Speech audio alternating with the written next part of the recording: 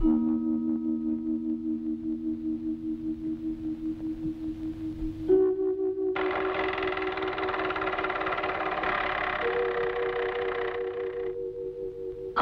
పాటలా మా జీవితం సాగిపోతుండేది. హఠాత్తుగా అందులో ఓ అపశృతి. ఒకరోజు రాత్రి నేను ఇంటికి వచ్చేటప్పటికి ఆమెకు దగ్గరగా మరో మగవాడి నీటను చూశాను. నేను ఇంట్లో లేనప్పుడు వేళకాని వేళల్లో ఒక కుర్రాడు వస్తున్నట్టుగా నాకు చాలామంది చెప్పారు. రేవతి గురించి నాకు పూర్తిగా తెలిసిన మెల్లమెల్లగా నాలో ఏదో తెలియని అనుమానం తలెత్తింది. ఇంకొక రోజు నేను ఇంటికి వచ్చేటప్పటికి ఆమెతో మాట్లాడి అతను కంటపడ్డాడు. నన్ను చూడగానే తప్పించుకోబోయాడు.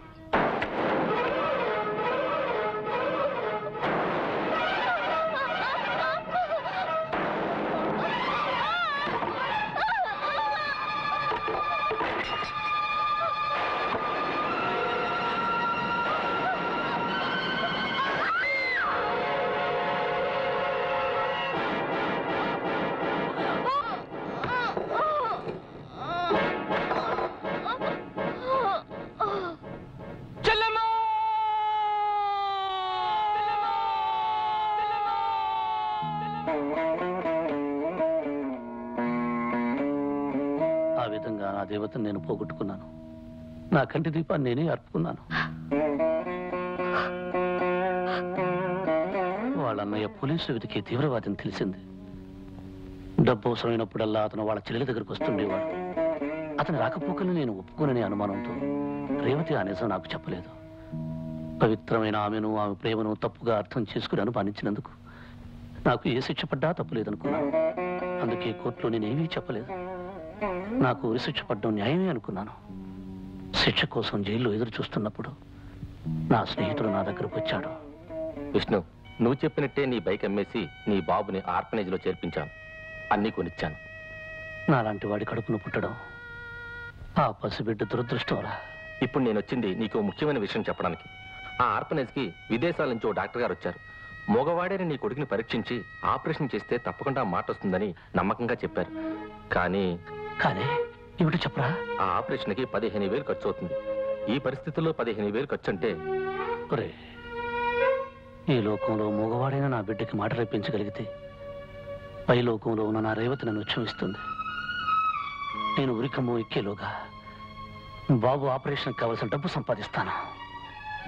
ఎవరూ లేని నా బిడ్డ మాటలు రాని మోగవాడిగా బ్రతుకూడదనుకున్నాను. డబ్బు కోసం జైలు నుంచి తప్పించుకున్నాను. ఆ డబ్బు కోసమే ఈ నాటకం ఆడడానికి ఒప్పుకున్నాను. అంతేకాని నిన్ను మోసం చేయాలని కాదు కళ్యాణి. ఒకవేళ నీకు అది మోసం అనిపిస్తే నన్ను క్షమించు.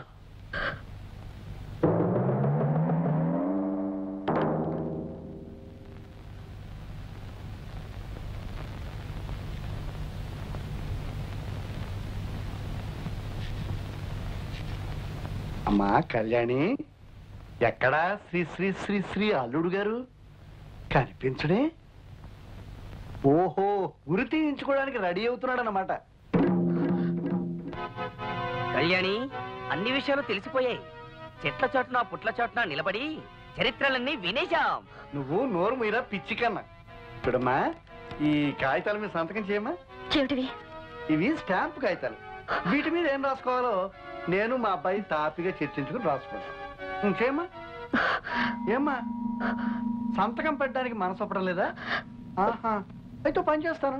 మీ నాన్నగారి దగ్గరికి వెళ్ళి మీ అల్లుడు గారు నిజానికి అల్లుడు కాదు, అబద్ధాలు చెప్పి నాటకం ఆడుతున్నాడు, నిజానికి ఓ హత్య చేసి ఉరి తీయబడ్డానికి సిద్ధంగా ఉన్నాడని చెప్పేస్తాను. మీ నాన్నగారికి సింపుల్ గా గుండె ఆగిపోయి చచ్చిపోతాను. మీరు అడిగినట్టే సంతకం పెడతాను.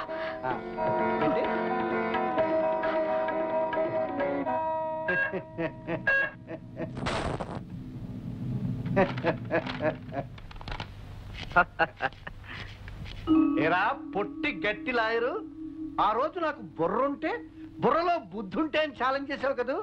అదే బుర్రతో అదే బుద్ధితో ఖాళీ నోట్ల మీద అమ్మాయి చేత సంతకాలు చేయించాను.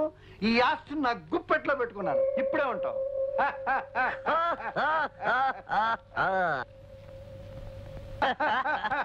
ఏ నుంచి ఈ ఆస్తి అంతా మందే. ప్లాన్ ఎవరిదిరా? నీదేనా?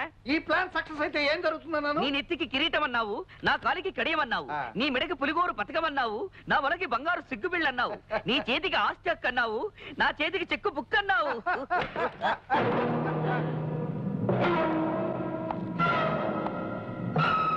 మర్యాదగా పేపర్లు ఇవ్వండి. ఇక నువ్వు మా జోలికి వచ్చావంటే నువ్వు కూని కొరువని అల్లుడిగా నాటకం ఆడుతున్నావు మా అన్నయ్యతో చెప్పేస్తాను. అవును, చెప్పేస్తాం. మీరు ఆ విషయం చెప్పరు. ఎందుకంటే నేను ఒక హత్య చేసినా 2 హత్యలు చేసినా నాకు పడేది ఒకటే శిక్ష, ఉరి శిక్ష. శిక్షల గురించి మాకెందుకు? చూడు, అంకుల్ అమెరికాకు వెళ్లే లోపుగా నువ్వు గాని నీ కొడుకు గాని నా విషయం బయట పెట్టారంటే చంపేస్తాను. చెప్పు, మర్యాదగా పేపర్లు చెప్పు. చింపేయండి, లేకపోతే ప్రాణం తీసేస్తాడు. చింపేనా అన్నా, లేకుంటే చంపుతాడు. చెప్పేస్తున్నా.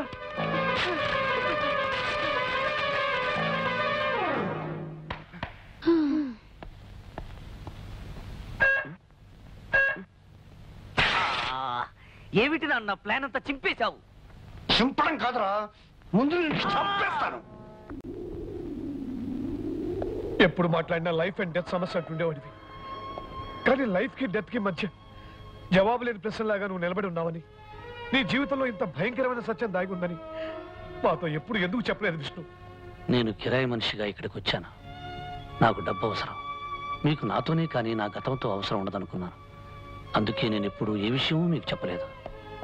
కానీ ఇప్పుడు అవసరాన్ని మించిన అతీతమైన బంధం మన మధ్య ఏర్పడింది విష్ణు. కళ్యాణి నీతో అందమైన జీవితం ఊహించుకుంది, నువ్వే లోకం అనుకుంది. నువ్వెంత ప్రమాదమైన పరిస్థితిలో ఉన్నావని కళ్యాణికి ముందే తెలిస్తే బాగుండేదేమో. కళ్యాణికి నా మీద లేనిపోని ఆశలు కల్పించాలని నేను ఎప్పుడూ అనుకోలేదు. కొత్త కొత్త కళ్ళు రేకెత్తించాలని ఎప్పుడూ ప్రయత్నించలేదు. గాలికి కొట్టుకొచ్చిన గాలిపటంలా నేను ఇక్కడికి వచ్చాను. గాలిలోనే కలిసిపోతాననుకున్నాను. మృత్యు కూరల్లో ఇరుక్కున్నానని నాకు తెలుసు. కానీ మీ స్నేహం, అభిమానం, వాత్సల్యాల మధ్య నా చావును గురించిన భయం నాకు గుర్తు రాలేదు. మీతో సరదాగా ఆడుతూ పాడుతూ నా చివరి రోజుల్లో ప్రశాంతంగా గడుపుతున్నాననుకున్నానే గాని కళ్యాణి మనసులో స్థానం ఏర్పరచుకుంటున్నానని గమనించలేదు. నేను చేసిన పొరపాటు ఏమిటో అర్థమయ్యేసరికి ఆలస్యమైంది. నన్ను క్షమించాను. క్షమించడం? నేనెవరిని క్షమించడానికి? భవిష్యత్తులో తీరని లోటుతో సతమతం కాబోతున్న కళ్యాణి నా మాట అడుగు.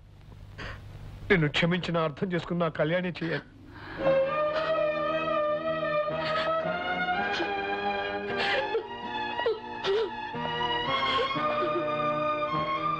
కళ్యాణి, నేను నిజం దాచి నీకు మనశ్శాంతి లేకుండా చేస్తాననుకోలేదు. నన్ను నీ నిద్రలో వచ్చిన కళ్ళనుకో. మెలకు వచ్చిన తర్వాత ఆ కళ్ళని మర్చిపో. ఎంత తేలిక చెప్పారండి. నేను మిమ్మల్ని మర్చిపోవాలా? ఏనాడు ఏ దైవానికి ద్రోహం చేశాను? విధి నాతో విచిత్రంగా ఆడుకుంటోంది. ప్రేమ విషయంలో, పెళ్లి విషయంలో దురదృష్టం నన్ను ఎప్పుడు వెంటాడుతూనే ఉంది.